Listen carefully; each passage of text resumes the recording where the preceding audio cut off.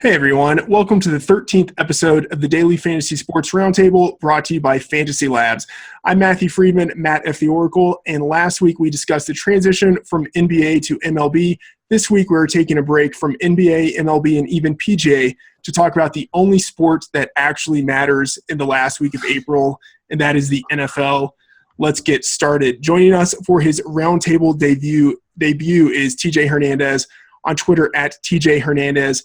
He's an associate editor at 4for4.com and co-host of the DFS MVP podcast. TJ, welcome to the show.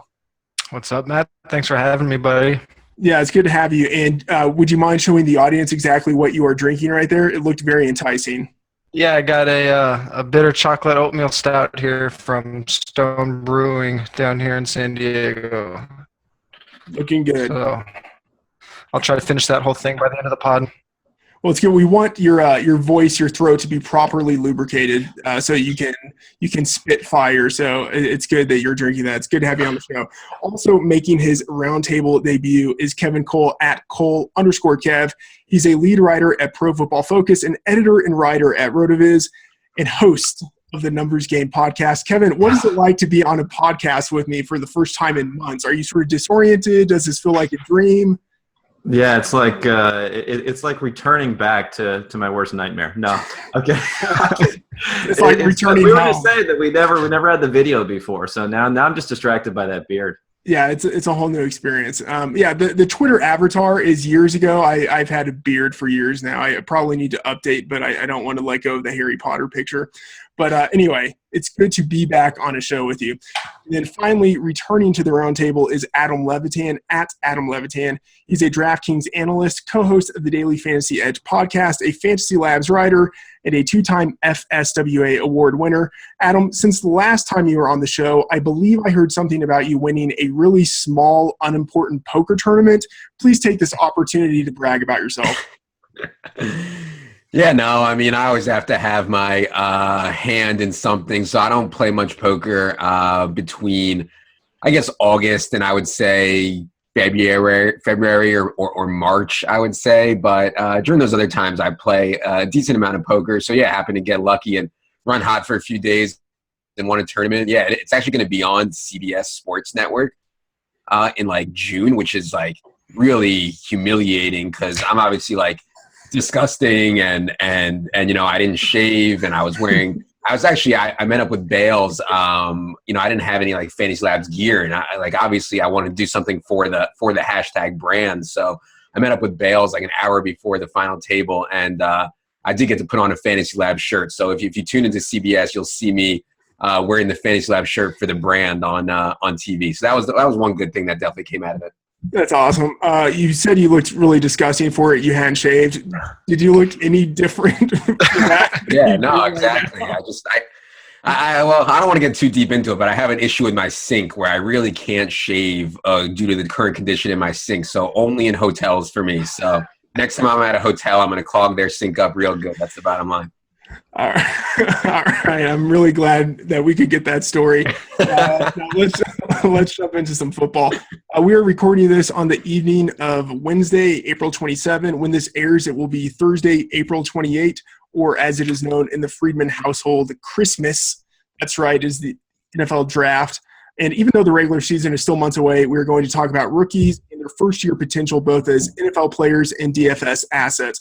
So before we talk about particular players in this year's draft, let's talk about rookies in general. To me, and feel free to disagree with this, it seems that there's so much hype with rookies at this time of the year, and then the hype builds over the summer.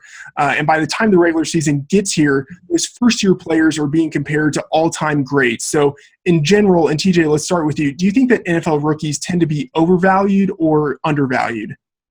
I think it's a little bit of both. I think when we start the season, we see them overvalued a bit because if you think about the fantasy landscape, there's so much overlap between the dynasty, redraft, DFS community, and we see so many of these rookie projections. A lot of them have dynasty implications, and then obviously you go on to redraft and DFS, it becomes less and less important to evaluate that talent. So I think we get a lot of those dynasty guys pumping up these rookies, and they go overdrafted or in DFS they may be too highly owned early in the season.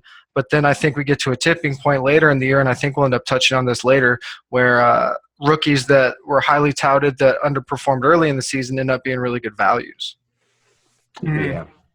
Yeah, I mean, for me, it's always about like the whole shiny new toy thing, and I fell victim to it as much as anybody. I played Amir Abdullah. I think probably at least like 2 out of the first 4 weeks, maybe like 3 out of the first 6 weeks, and I was like, man, like I can't believe they're not giving Amir Abdullah the ball more. I can't believe he's not producing more. And same thing with Melvin Gordon. I was like, I played Melvin Gordon a lot last year, and I tried to like capitalize a little bit on what TJ was saying.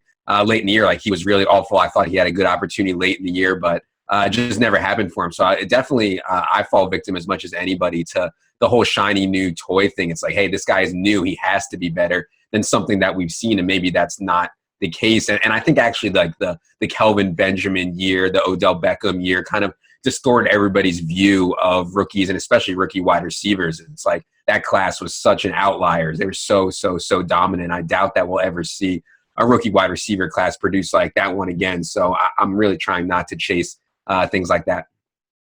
Yeah, I mean, I totally agree. I mean, it's all a function of opportunity, and I think we've seen with rookies, opportunity increases as the season goes on. I mean, you mentioned Benjamin and Beckham. I mean, Benjamin was pretty much getting that opportunity right at the beginning, but we never even know with Beckham what would have happened if Cruz never got injured, if some other things didn't happen. So things have to break your way, and just because you're a high draft pick doesn't mean you're going to have opportunity right out of the box.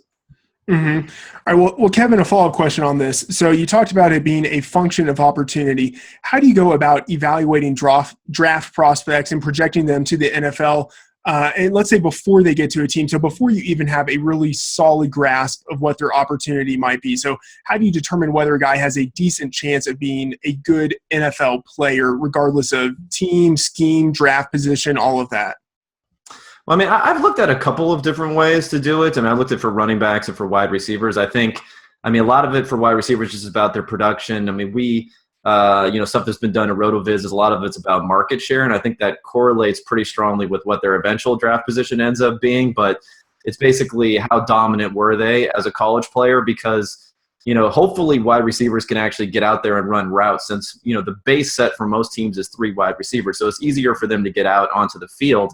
Whereas if you're looking at the running back position, you're probably going to want to look for somebody, at least initially, that's going to be from a bigger program, that's going to have scored a lot of touchdowns, that's going to be getting a hype, and you kind of know they're going to be an earlier drafted guy, and I think they have a better chance. Whereas wide receivers, some guys can pop out of there because they can actually get on the field a lot easier.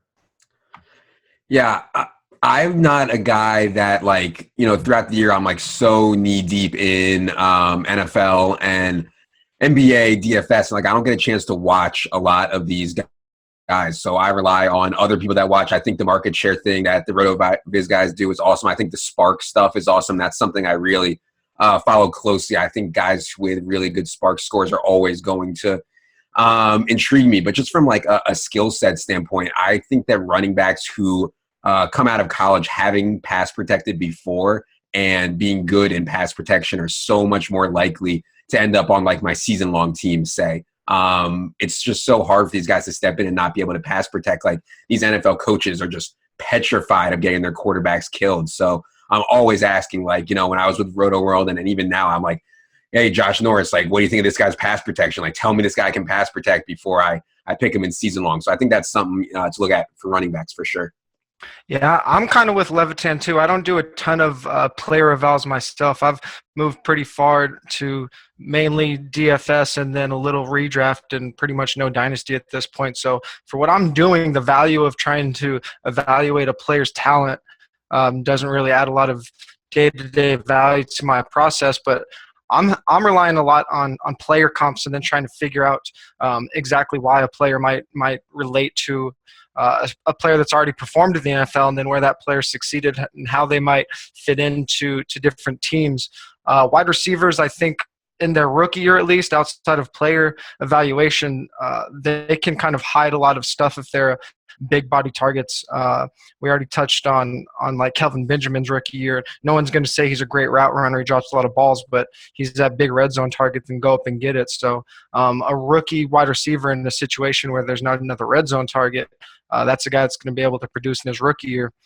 Running backs that could score, pass block, like Levitan said, and then more just the traditional running back, I think, is going to fit into a system as a rookie a little bit easier than a non-traditional or pass-catching running back, where maybe a team has to figure out exactly how they're going to fit them into the scheme. I mean, we think of, obviously they're once-in-a-generation talents, but the Todd Gurley's, the Adrian Petersons, those guys, you can give it to them, they could block, and they could run between the tackles. Compared to someone like Shane Vereen, you got to figure out how to get Vereen in your offense, and that might not happen until the second half of the season or even their second year on a team. Mm-hmm. All right, so Adam, you had just mentioned before that you don't really do evaluation of prospects. I'm curious, so a related question, but still different. Once a guy has been drafted by a team and the season is approaching, how do you go about projecting his potential first-year production? Yeah, so obviously, like, fitting into scheme, I think, is something that I can do well. Like, how well does this guy fit into a scheme, and how quickly can he get on the field, and what are his obstacles to getting on the field?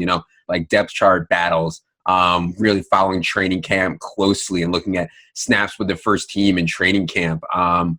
Sometimes guys are seemingly blocked. Like, let's say the Colts draft a running back. It's pretty obvious that Frank Gore will enter the season as the starter, but I think it would be almost a lock that the rookie, or depending on who he is and how high he's drafted, would have a really good chance to take over as a starter before it's all said and done. So, like David Johnson, I think last year was a good example as somebody who a lot of people were high on his athleticism, and then you kind of just let the chips fall where they may, especially when Chris Johnson, who I certainly didn't have a lot of respect for, was in front of him on the depth chart. I think, like, we're evaluating opportunity constantly for all forms of fantasy, but especially for DFS, like how many carries, how many targets, how many snaps can we project this guy for? I think it's something you can do by following the news and really knowing the depth charts and the schemes really well. Yeah, I mean, like Adam said, it's all about opportunity with these rookies, and especially if we're just focusing in on the rookie year and the week to week. I mean, these teams, at least early on, they're going to put players on the field that they've invested high draft capital in. So I tend to zero in on these first and second round guys, not because I don't think a third or fourth round guy can have value in his first year, but just because those early round guys are the ones that are going to see the field because they were drafted so high. But one thing that I think is underrated, and I think people maybe don't follow correctly, is following the preseason, not just getting with the first team snaps in those preseason games, but maybe a rookie that started with the third team and moved up to a second team, or a rookie that's taking second team snaps and stays on longer with the third team. Those teams are telling us that they want to see more snaps from those players, or see players move up on the depth chart. So we should take note of that. And when it comes to opportunity, I think being able to put that opportunity in context, not just because a player's a first rounder, but we talked about Melvin Gordon already. He's a perfect example of somebody that was going to get opportunity, but maybe his fantasy opportunity wasn't going to be so great just because he was a first round pick. He was going to a team where Danny Woodhead and Keenan Allen, even though he got hurt, and Antonio Gates, they were huge factors in the red zone, specifically Woodhead sharing a backfield with him. So, yeah, he's a first-round guy, and he's going to get a lot of carries, but is he going to be a fantasy asset? So you just have to be able to put these things in context. Kevin, just a quick follow-up question on this. I'd be curious to hear, Kevin, what you think about this, but then particularly about, like, do you look at the carries that the previous starter got, and then do you just give all of those to the rookies? Do you give do you break it down by market share? Like, how is it exactly, like, the mechanics of creating those projections? Yeah, I mean, there are a bunch of different levels. I mean, you kind of start from the top and you assume the team's going to play at a particular pace based upon what they did for last year, and then you assume whether or not they're going to be leading or not. Because I think that's a huge function that maybe isn't calculated in enough as far as running backs in particular, how well they do. I mean, a lot of people point to, Lamar Miller and how he wasn't getting any carries. But the thing was, the Dolphins were getting blown out in a lot of those different games. So you're just not going to get the ball a lot. And very often, if you have a high draft pick, they're going to go to a pretty poor team. Now, Todd Gurley was able to get around some of those concerns with the Rams just because he was able to break off 60-yard runs and things like that, where your normal running back's not going to be able to do it. So I think you have to look at for a running back in particular, whether or not the offensive efficiency is going to be there and if the score is going to be if they're in their favor. And that's if they're going to be getting those yards on the ground. Melvin Gordon's a good example. I mean, he wasn't going to get those points through the air, at least at the beginning of the season. And San Diego was a team that, honestly, they were trailing a lot of the season. So he just never got things going. And obviously he never got in the end zone. Yeah, not getting in the end zone hurts. So, TJ, earlier you had mentioned those big-bodied receivers, like a red zone receiver, as someone who has maybe a higher probability of having success earlier in his career. Are there certain positions or certain types of players besides like the big-bodied receiver that you think are easier to project as rookies? And I guess tied in with that, are there types of players you think tend to just do better in general, not like kind of separate from how you project them? I mean, the most obvious example for me is those big body receivers. I know we already talked about them, but even if we just go back to the last 5 years, looking at wide receiver big games. I mean, I just kind of looked at 20-point games on DraftKings from wide receivers, rookie wide receivers over the last 3 years, and the guys that are putting up more than four 20-point games. The Amari Cooper, Julio Jones, AJ Green, Kelvin Benjamin. These are all big body guys. The only one exception is Odell, and he's probably the only guy that's a once in a generation wide receiver that's kind of outside of that big body frame that we like a lot. Running backs, I think Levitan kind of already touched on it. The big thing that people tend to ignore are the pass blockers. The most important thing is snaps and opportunity. And if a player can't stay on the field, they're going to be hard to project and hard to figure out. But I'm looking for those traditional running backs, at least early in the season, that are going to be able to fit into a scheme where you can at least project their snaps and project some carries, and they don't have to figure out where they're going to fit onto a team. And then wide receivers that can cover up maybe some of those physical flaws or route running shortcomings that maybe take 2 or 3 years to catch on. Yeah, I think like today's NFL is changing, right? Like, as 10 years ago, somebody like Derrick Henry might be somebody we'd be salivating over, whereas now, like, I'm almost more interested in the passing backs like Danny Woodhead, Dion Lewis, guys like this. They're just so valuable, basically because they're game flow independent. Like Danny Woodhead and Dion Lewis were getting carries when their team was ahead, and they were getting catches when their team was behind. And I'm kind of more interested in guys like that these days. Like I'm interested in running backs for sure as rookies. I already talked about how I thought that wide receiver class was a total outlier. But running backs are traditionally just easier to understand the playbook, easier to step right in. And yeah, the guys that can catch passes. And I'd be curious, when we get there, I'd be curious what you guys think. I know Matt and Kevin can certainly talk about guys, but like from what I've read, like Kenneth Dixon or somebody like that can run a wheel route, that can run an arrow route out of the backfield. Like those are guys that I think in today's NFL can also play right away and have a bigger impact on a PPR site like DraftKings and things like that.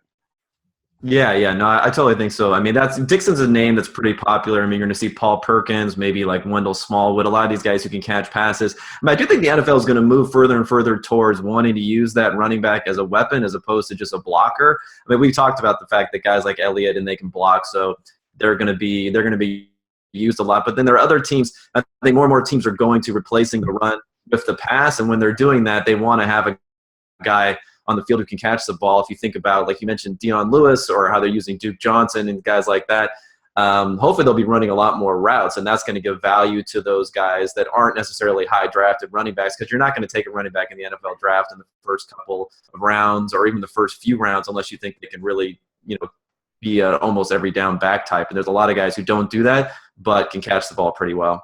Mm-hmm. All right, so Kevin, problem with the NFL in general is that there are only 16 games or 17 large slates, so the sample size is always small. So when we see a rookie have a good game or maybe a couple of good games, how do you discern between what is random and then what is actually representative? I mean, I think it goes back a little bit to what we were talking about at the beginning as far as how you project them agnostic of draft position, because, I mean, for instance, last season – you saw Stephon Diggs have a decent game. Now, he was a late draft pick. I think it was a 5th-round draft pick, so he wasn't nearly that high. But if you take the draft pick out of the equation and you projected him, his market shares were extremely high. He looked like a great player. And you combine that with the fact that he's getting targets and he's running routes. So you want to make sure you have a guy who's actually getting the targets. So it's not something that's off of a low volume, a flukier type of performance.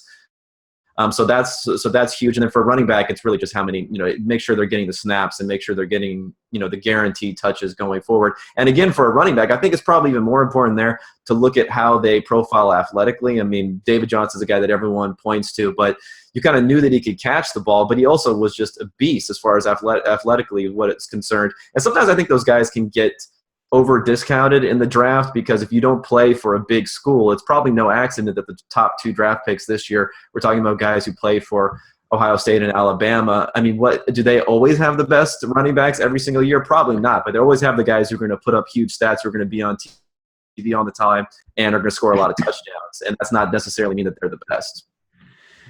Yeah, I mean, I think just the usage thing, just so important. Like that's probably the number one thing that I look at, and like people were really slow to come around on Devontae Freeman last year. I thought it kind of a lot of it went back to his draft like evaluation, and I understand like he didn't have the best spark score, he didn't test well athletically. A lot of people didn't like his tape coming out of college, and that's all well and good. But when he's seeing 100% of the snaps and he's a candidate for 30 touches, it's like it's probably going to sustain value on a week-to-week basis. So I mean, just like their usage to figure out if something was a fluke or not, I think is a big deal.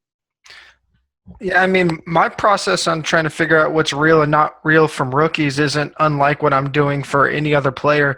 If you're doing your homework in the offseason and for whatever reason you think that a player is undervalued by the community and they come out hot early on, then that's obviously something that you expected individually, and maybe that reflects itself in a cheap DFS price, and you get that player before their price starts going up. But just position by position, if a quarterback is coming out, there's only a couple rookie quarterbacks we're going to be paying attention to this year, but if they're scoring because they're very efficient, then I'm going to believe that hot streak is going to continue. If a running back is obviously seen a lot of snaps, a lot of targets, and more specifically touches inside the 10, and he's not just scoring long touchdowns, then I'm going to trust that running back's going to keep producing moving forward. And then receivers, obviously targets, if they're scoring, if a rookie wide receiver comes in like Kelvin Benjamin a couple years ago, he's seen 10 targets a game through the first 3 or 4 games, I'm going to trust that and keep going after those targets, and specifically red zone targets. And again, if they're just not scoring these fluke big plays, then I'm going to trust the process and keep going after that. Mm-hmm. All right. Well, this I think is my favorite question on the outline. So I hope you bring the heat on this. Now, is there a point in the season when you think that rookies are most exploitable or undervalued? So maybe early in the season when there's a lot of uncertainty surrounding them and the production, the workload, the usage they could have, or perhaps later in the year after the hype has dissipated and a guy has learned his offense and he has unexpected second half production. What do you think, Adam? Yeah, so it's an interesting question. First of all, I have so many thoughts about playing DFS earlier in the year, and kind of the thing that sticks out the most is that before we know, like before there's all kinds of data that RotoViz and PFF and everybody else can get their hands on and put into the models and everything, before we have all this data, it's so much more profitable to be contrarian, right? So like if everybody's on Amir Abdullah and everybody just assumes he's going to be awesome because of what he did in the preseason or his wow tape coming out of college, that's the time to be contrarian and kind of move off it. So like anytime there's a wide range of outcomes for a player, I want to have him when he's low owned. And then, the second part of your question, late in the year, that's like, kind of a football question, and we have to be following practice reports. It's like, is this rookie improving in the coach's eyes to the point where he's going to have a bigger role? And then we also have late in the year, like teams that are like, well, we're not going to make the playoffs. Let's give Melvin Gordon 30 carries today and see how he does. And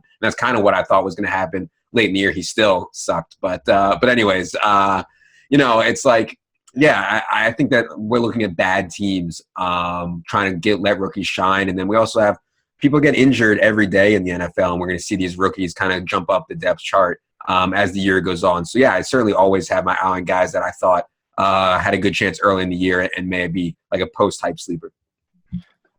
Yeah, I mean, there's not really a one-size-fits-all for trying to figure out who's overvalued and who's undervalued, but specifically DFS, if there's a running back that let's take an Ezekiel Elliott, for example. If he goes to a really good situation, and we haven't seen him obviously playing an NFL game yet, but he's going to get the majority of the carries, and a DFS site prices him erroneously. If he's priced outside like the top 25 or something, I'm going to roster him in cash games. I don't care if I've never seen him play before. He's going to see all the snaps. He's going to see all the touches.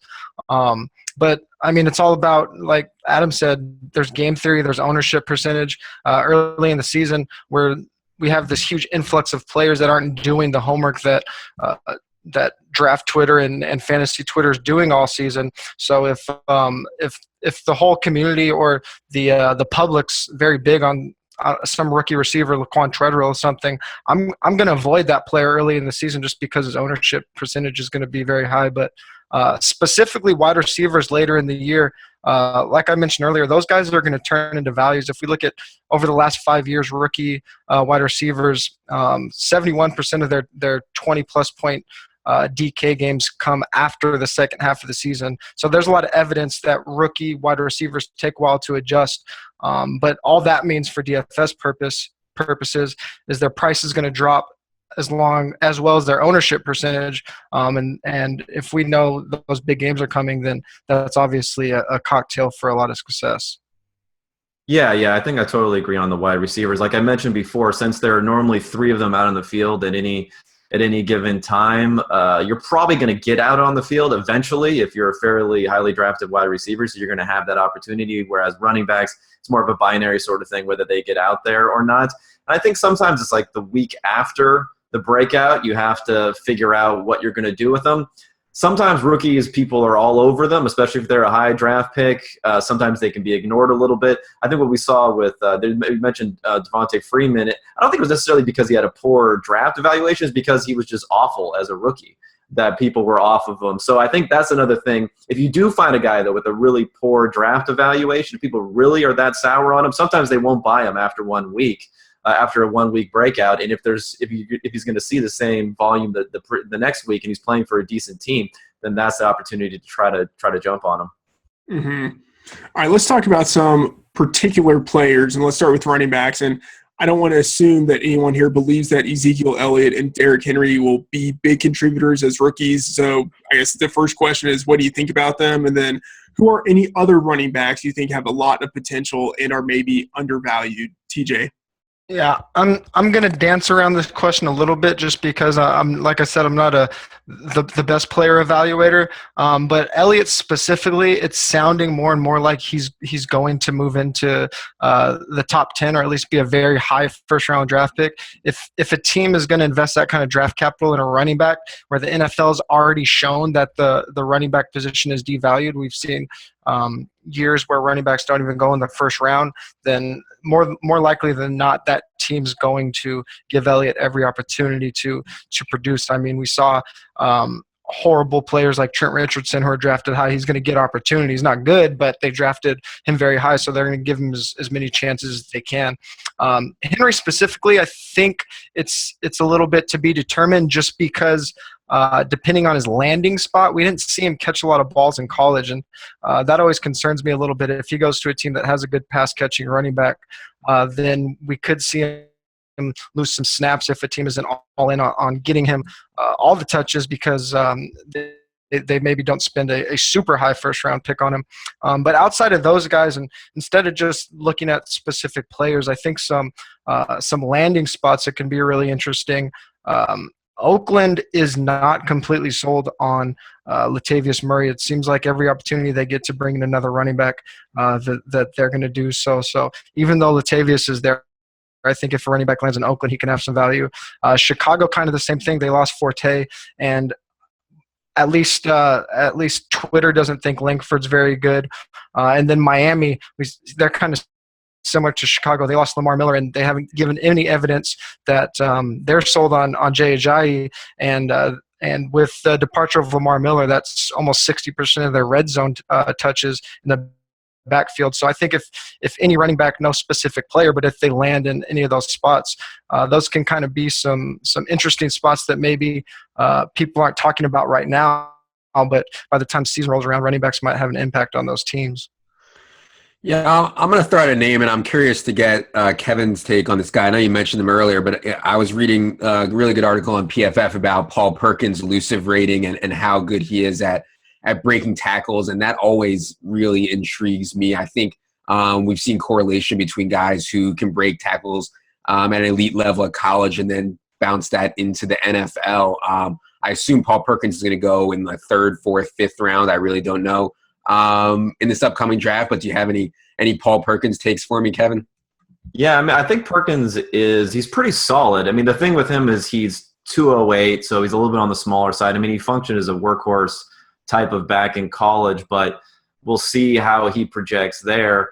I mean, some guys that I like, if you're talking about guys that can come out of nowhere, I like someone like a CJ Procise only because he's 220. He runs a sub 4.5. He had the production, and he's one of these converted, I think wide receiver prospect initially coming into college, and then he ended up being a running back. So he's a guy that he's going to get out there, and no one's going to talk about him because they're probably going to talk about how he can't block, or he could get one of these, Arians type situations where he's just like in the back of the bus the entire time and can't get out. But if he can get unburied, he can come out and do something. And another guy that I like is Keith Marshall, only because he's a total wild card. I mean, he ran probably the most impressive 40, maybe ever, because he ran a 4.31 at almost 220 pounds, which is kind of insane.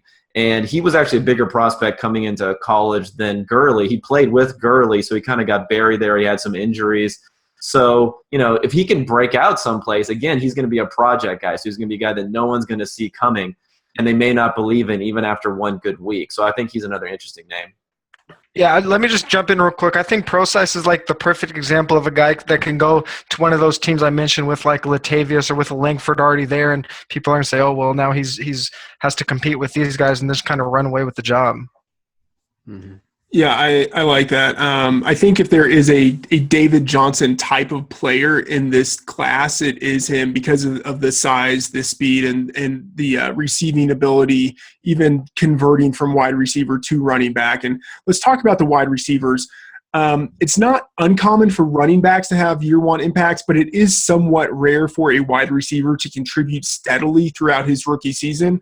At the same time, we do see those rookie wide receivers who have a couple of big games, especially in the second half of their campaigns. Kevin, let's start with you. Who are some wide receivers you think can contribute as rookies this year?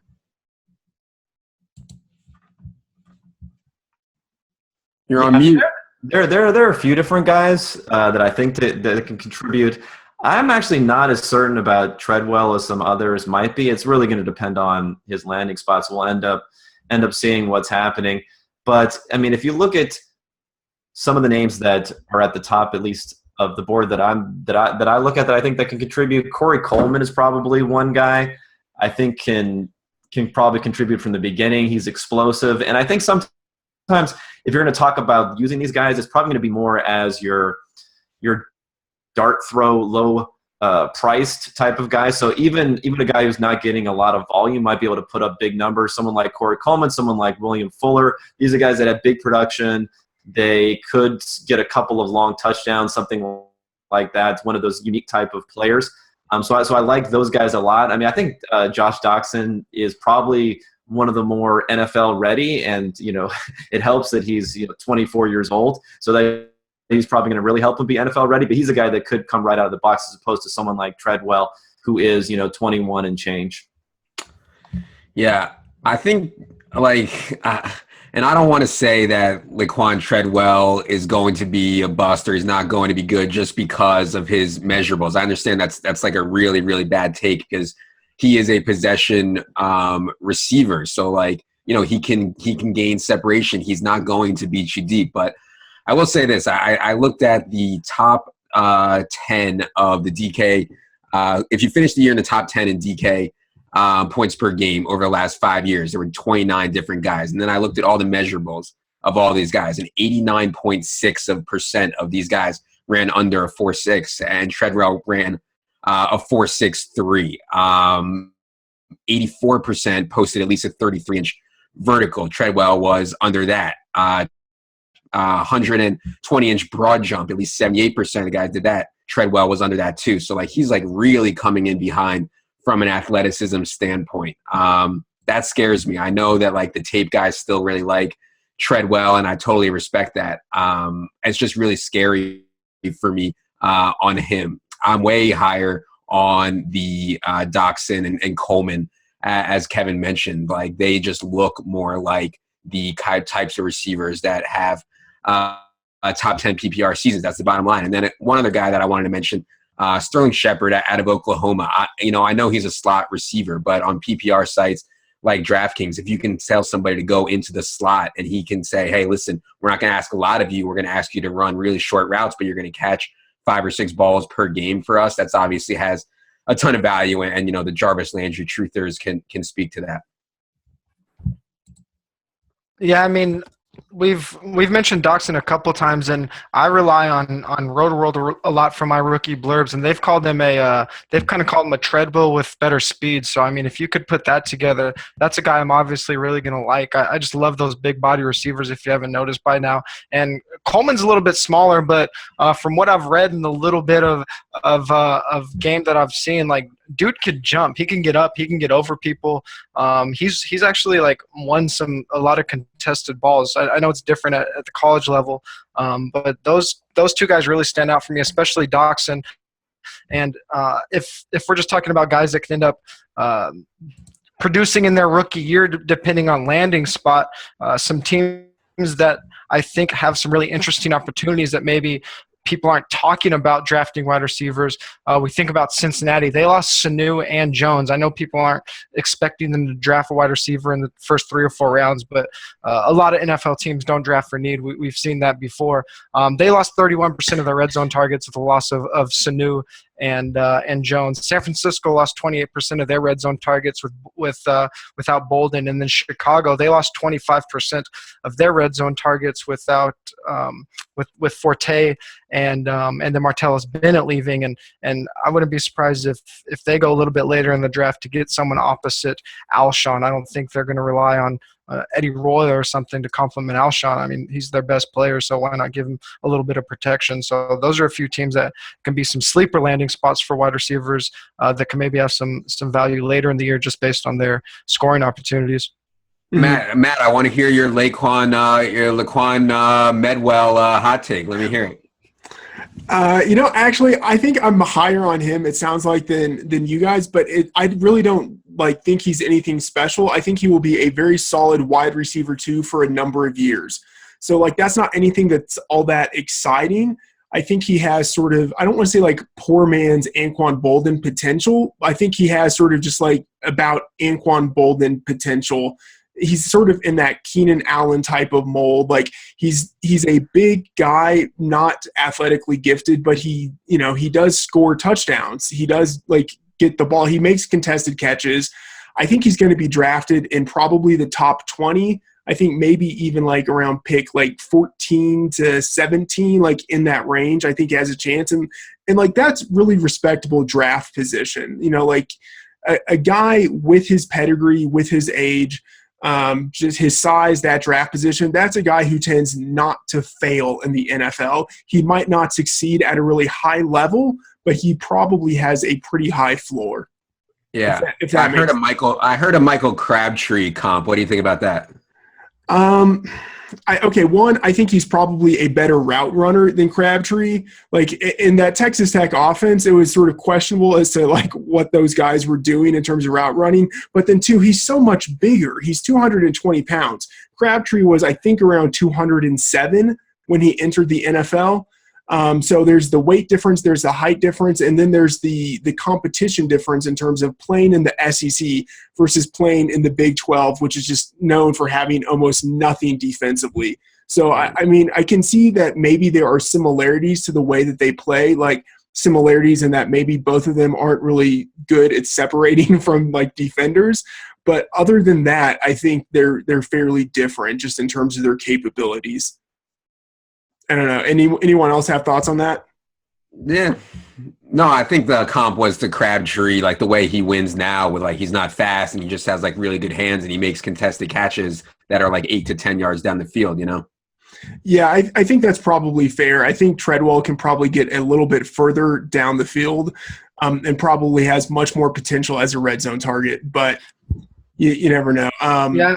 I mean, he's a guy that I'd like to see, like, just because some people think he's the top receiver in the draft, he doesn't have to go to a team that doesn't have a wide receiver. Like, a team that has a really good wide receiver can maybe even trade up or take an unexpected draft pick on. I mean, we saw it when Julio was drafted. Atlanta apparently didn't need a wide receiver. They had Roddy White, and they had a good offense, but they trade up and get Julio. If you compare him with another really good wide receiver, I think that's where you could really see him shine.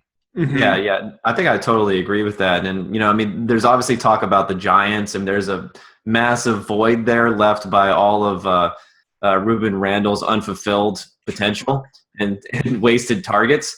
So there's that. I mean, Dez Bryant, playing next to Dez Bryant, they could probably use someone in Dallas. I think it's another huge one. Obviously, the Bengals were already mentioned, playing along with A.J. Green. So I think, yeah, those would be more ideal situations, I feel like, for him than to be someone that they're relying upon all the time in a poor offense. Mm-hmm. All right. Well, kind of continuing this conversation of thinking about best player available versus need, and let's just skip quarterbacks and tight ends because I'm not really thrilled with either of those positions for this class. Jonathan Bales published a piece on Tuesday in which he argued that best player available is a short-sighted strategy, at least when it doesn't take into account differences in value, scarcity, uncertainty, all of those things. So, Adam, what are your thoughts on drafting for talent versus need? Yeah, I read Bale's article, and it was certainly interesting. I think when people just like blindly use the term best player available, like one of the points Bale's made in there is like, hopefully we're not talking about, you know, like your 20th ranked player versus your 21st. Like, obviously, if you have a need and it's at your 21st ranked player, then obviously you shouldn't be taking the 20th ranked player. But I think you do run into trouble if you're taking your 18th ranked player, I think Bale said, for need rather than your 5th overall player. Like, I think really you can run into trouble with that in the NFL. So I think there's varying degrees of that. And there's also, you know, outlier cases, you know, at the bottom of the draft in the 4th, 5th, 6th round of the draft. 100% I'd just be taking flyers on like athletic guys that have good size and like see what we can turn them into, because most likely those guys are going to end up as nothing anyway. So certainly best player or best athlete available there. And then at the top of the draft, you might have some outliers where, you know, if you think that Ezekiel Elliott is like a total freak, and I'm not saying anybody should take Ezekiel Elliott number 1 overall, but if you think that he is just a total freak, it shouldn't matter what your position is. So I understand the argument about bust rates and all that. I still would build if I was a GM, and God willing, maybe one day I will be a GM, which would, you know, if Peter and Bales get rich enough, maybe they'll like buy a team and make us all GMs or something like that. But yeah, I still think best player available in a lot of situations where you're using your head still makes sense. Can I just say something really quickly? I think it would be really funny if the Rams, after taking Todd Gurley at number 10 last year, traded up to take number 1 so they could just have the sort of the tag team running backs, just put them in the backfield at the same time. Yeah, it'd be amazing. That'd be good. My problem with best player available is it assumes one, that you're perfect at evaluating players, which obviously no one is, or there would never be a first round bust. And 2, it assumes that other teams or evaluators evaluate exactly the same as you. So if you have a player with a 3rd round grade, but everybody else has a 5th round grade on that player, it'd obviously be very foolish to take that player in the 3rd round. Maybe you can wait till the 4th round and get him around later, so you're losing a lot of value. I just think it really just depends on how teams can strike a balance, or if you need a player, if a team needs a quarterback and there's a once in a generation quarterback, they're drafting for need and best player available. But if you don't think that building your team around a running back is the way to go, but the running back's the best player available, then that kind of clashes with the way you want to build your team. So it's all about common sense. Best player available, I agree with Bale's term. It's very short-sighted. Fantasy draft or real NFL, it's all about value. That's why you see these great teams trading down. Patriots are the classic example. They're never sitting there and taking the best player available with their spot. So it's just trying to balance what you need and where you're at in the draft too. That depends a lot too. I mean, best player available at 1 and best player available at 32 are two really different things. Yeah, I mean, I think one of the important points that was brought up in the piece, and I don't know if it was focused on enough, is I don't even know if I understand what best player available means, just because, I mean, the talk of running back, or people will say, well, yeah, I know you're not supposed to draft a running back early, but Ezekiel Elliott is a top 5 talent. Well, I mean, that's kind of like circular logic. What does that mean? If you're not supposed to take him early, then he's not a top 5 talent, obviously. I mean, if you have a top 5 talent punter, does that mean you should take him early? I mean, it kind of doesn't make any sense. So I think teams need a better perspective on which positions you need in duplication, like something like defensive line where you can draft multiple guys to rotate in and out, which positions are really important, and not just say so-and-so is talented, so therefore he's the best player available, because that just doesn't make any sense. Well, if you're a team that is going to be punting a lot, it makes absolute sense to draft the best punter in the game. I mean, if you were really dope, maybe. I mean, if you're like a field goal kicker who can make like an 80-yard field goal kick, I mean, you might be justified taking number 1 overall. All right. Guys, good show here. Let's go around the table one more time for some final words of wisdom. TJ, let's start with you. I mean, if we're talking about rookies, I think just the main thing is to not get caught up in the off-season hype with them, especially because, I mean, we're on labs. We're talking about DFS. Like, don't go into week 1 spending up all your money on these rookies. Chances are they're not going to produce unless we have a really good idea of a running back or something. But let the other people take the rookies and spend up, and especially in redraft leagues, you see so many rookies go overvalued in redraft, and they're just leaving value on the board. So that's my main takeaway. In general, I pretty much hate rookies. So, but that's just me. Yeah. Actually, go ahead, Kevin. I was going to say, I actually wanted to – I know you said let's forget about quarterbacks, but I actually wanted to weigh in just a little bit on this kind of discussion of talent versus, what team and what surrounding talent you have. Because I think last year was probably a good example of – I mean, I know Winston went 1 and Mariota went 2. I think Mariota might have actually been a better player, and he projected to kind of be a better player sometimes, but Winston was loaded with guys to throw to and a team that actually played well. I think we could have a similar situation this year where – whoever goes to the Eagles is going to have a pretty decent team, and it's going to have, a lot of guys to throw to. I mean, maybe you don't think it's that exciting to throw to Jordan Matthews and Aguilar and Ruben Randall and Ertz and all those guys, but I mean, that's a pretty good lineup. Whereas whoever's going to go play for the Rams, God bless them, I don't know what they're going to be able to do on that team other than just hope everyone jumps every single play action fake. So, I mean, I think if Wentz goes to the Eagles, he could be sneaky sometimes. In a good matchup, he has receivers to throw it to, and he can run the ball. So he has a bunch of different elements there. So I think there could be some sneaky value for whoever goes to the Eagles. Yeah. I'm here in Philly the last 3 days. I mean, nobody can talk about anything except for is Sam Bradford being a baby, or is Sam Bradford in the right for giving a trade demand. I'm so sick of this Eagles quarterback talk. But if you listen to the Eagles anyways, they'll say that Wentz is never going to be on the field anyways this year because they're going to play Chase Daniel or they're going to play Bradford. But totally agree with you. The Rams, their offensive line is absolutely atrocious. Their wide receiver situation is absolutely atrocious. But anyways, yeah, back to final thoughts. Great to meet TJ and Kevin. Follow those guys on Twitter for sure. And yeah, I think the one thing that's exciting to me about the draft is not just seeing where the rookies go, but what teams say to their other veteran players. So I used to do an article for Roto World every year, veteran winners.